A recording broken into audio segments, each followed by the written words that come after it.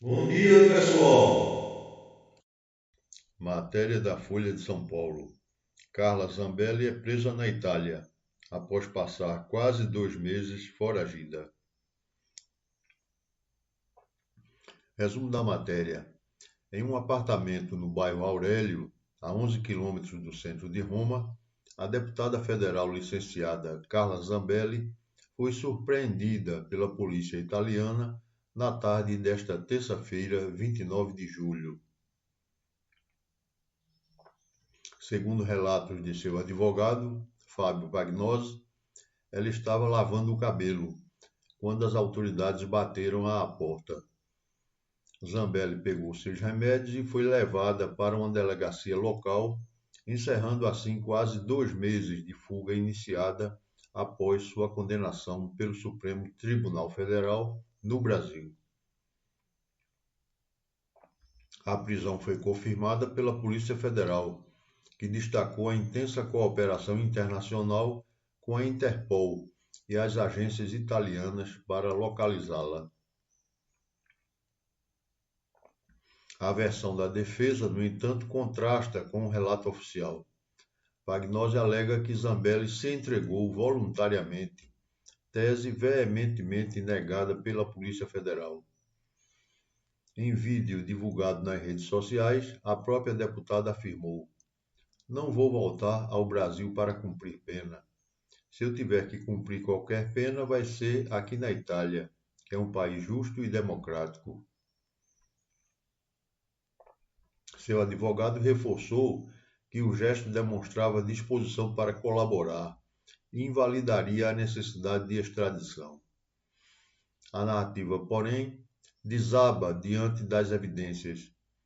A localização exata do apartamento de classe média onde ela se escondia foi fornecida às autoridades pelo deputado italiano Angelo Bonelli, da oposição de esquerda ao governo de Giorgia Meloni.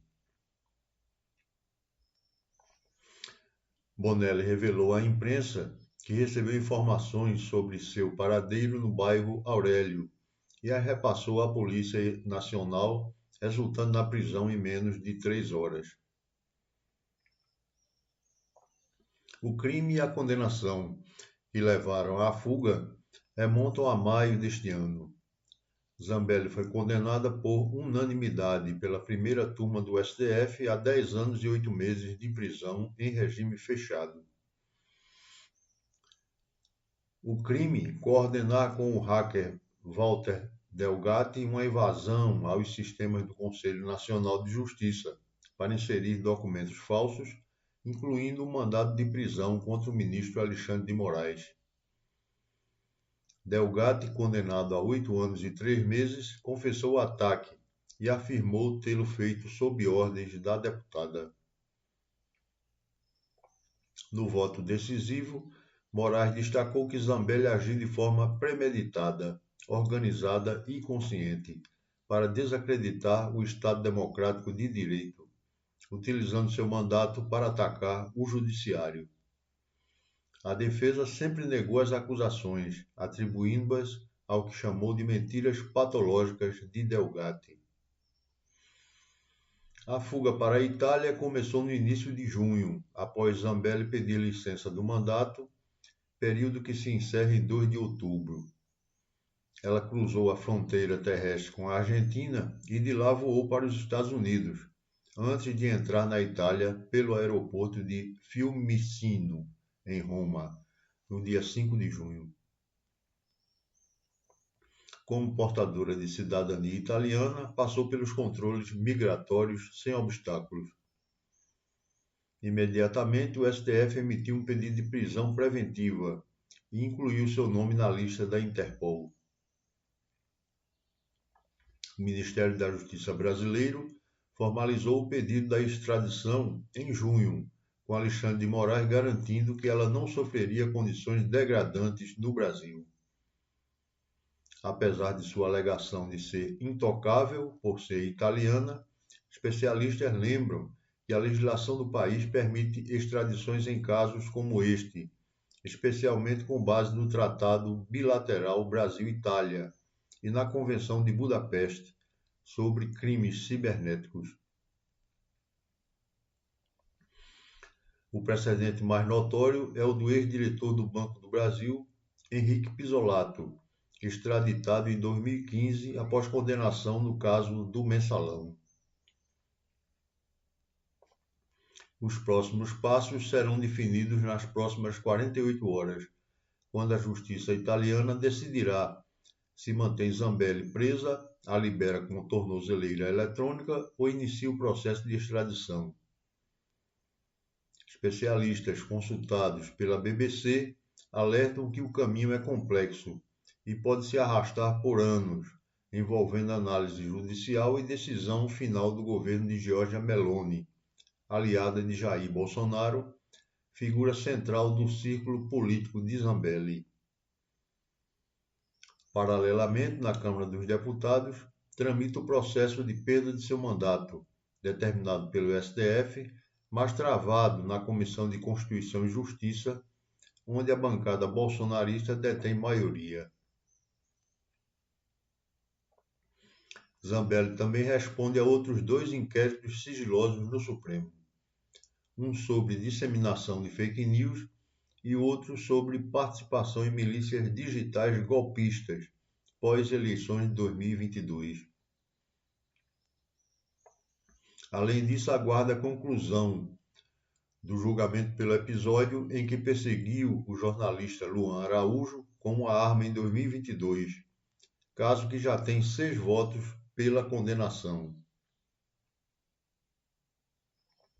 Às vésperas de completar 50 anos, Carla Zambelli enfrenta um divisor de águas. Seu destino agora depende de um labirinto jurídico entre Brasília e Roma, enquanto seu legado político se desfaz entre condenações, investigações e a fuga que terminou com os cabelos ainda molhados em um banheiro romano. O apartamento em Aurélio, testemunha silenciosa de sua prisão, simboliza o fim de uma rota de fuga que, como alertou o procurador Vladimir Aras, não se resolve com um botão de eject. Matéria de O Globo. Flip. Festa literária começa hoje em Paraty, reforçando seu poder de fazer de autores celebridades instantâneas. Resumo da matéria. A Festa Literária Internacional de Paraty, Flip, começa hoje, 30 de julho de 2025, e se reafirma como palco potente na transformação de escritores em celebridades literárias da noite para o dia. Em sua 23ª edição, realizada até 3 de agosto, no Centro Histórico da cidade, a Flip reúne nomes consagrados e emergentes de diferentes partes do Brasil e do mundo, movendo a cultura com intensidade e visibilidade. Este ano, a organização aposta em uma curadoria contemporânea, liderada pela editora Ana Lima Cecílio, que combinou vozes inovadoras e trajetórias consolidadas em mesas inspiradoras. Entre os autores confirmados estão figuras como Gregório do Vivier, Marília Garcia, Marina Silva, Liv Stromquist, Dolores Reis, Gael Fay, Ney Lopes, Arnaldo Antunes e muitos outros, uma seleção que reforça a diversidade estética e temática presente no evento. A Flip 2025 homenageia o poeta e escritor Paulo Leminski, resgatando seu legado com destaque em debates, leituras e reflexões. A homenagem costuma revigorar o interesse editorial por autores esquecidos ou marginais, e este ano reafirma seu papel como efervescente plataforma de ressignificação literária.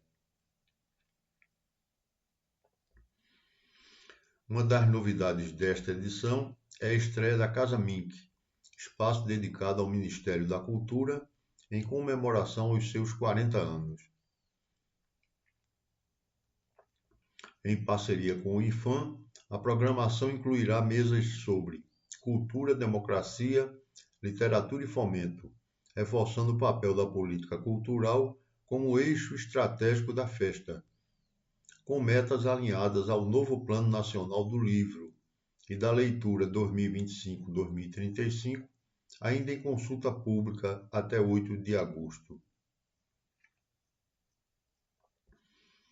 Além da Casa Mink, a programação paralela incorpora espaços como a Casa da Favela, que, sob o tema A Favela no Multiverso, traz literatura periférica, performances e debates que expressam a reinvenção da favela, além da marginalização.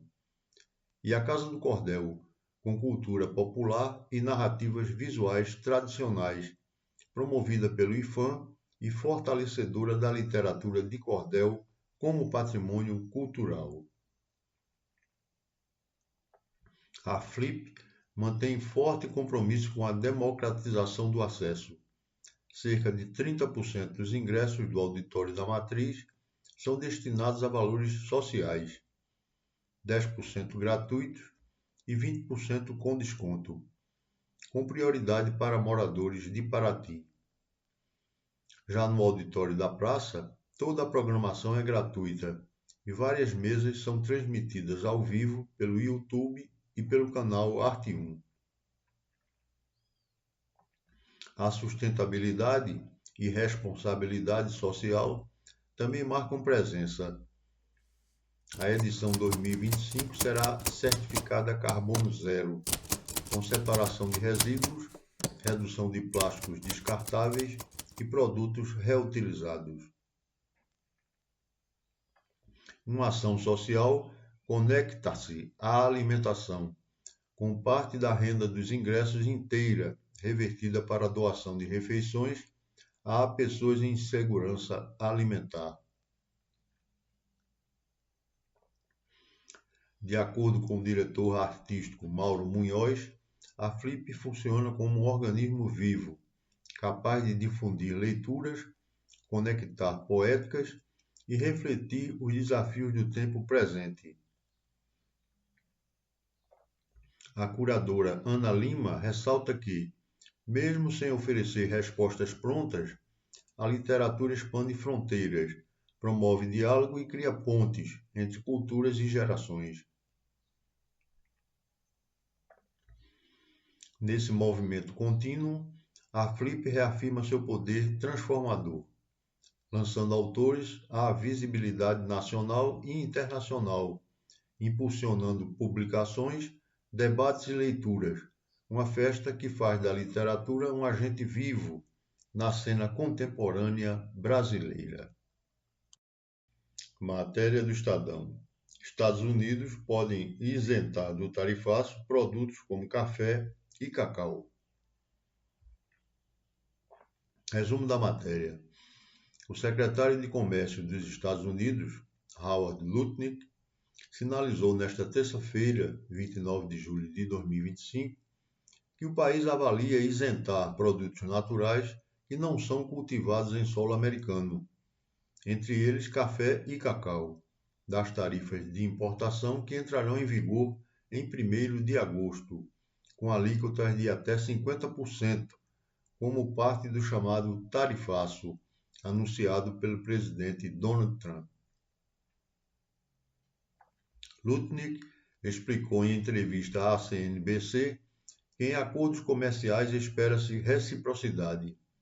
Se você cultiva algo e nós não, então isso pode ficar sem tarifa. E citou explicitamente café, cacau, além de manga e abacaxi como exemplos de recursos naturais que poderiam receber tratamento diferenciado.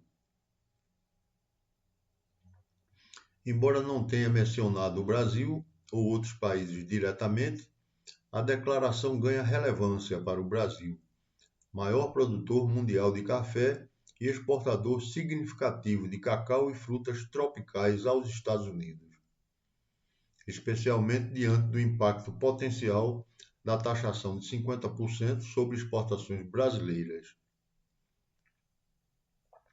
Em junho, os Estados Unidos responderam por cerca de 16% das importações brasileiras de café não torrado, somando 148,2 milhões de dólares, e por 23,4% no segmento de café torrado, equivalente a 21 milhões de dólares. No caso do cacau, os Estados Unidos lideraram as importações de manteiga, pasta e pó, com 42,6%, e movimentação de 22,5 milhões de dólares. Além de figurarem em segundo lugar nas compras de chocolates preparados, com cerca de 2,4 milhões de dólares. Lutnick ressaltou ainda que qualquer isenção viria condicionada a acordos de abertura de mercado, especialmente permitindo exportação de produtos americanos, como soja, em troca da tarifa zero para itens tropicais. Para todos os países, exceto a China, cujas negociações seguem separadas, os pactos tarifários deverão ser finalizados até sexta-feira, 1º de agosto, quando as tarifas entram em vigor.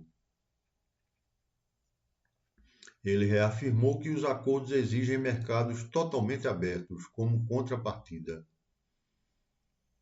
Diante desse cenário, o governo brasileiro antecipou esforços diplomáticos.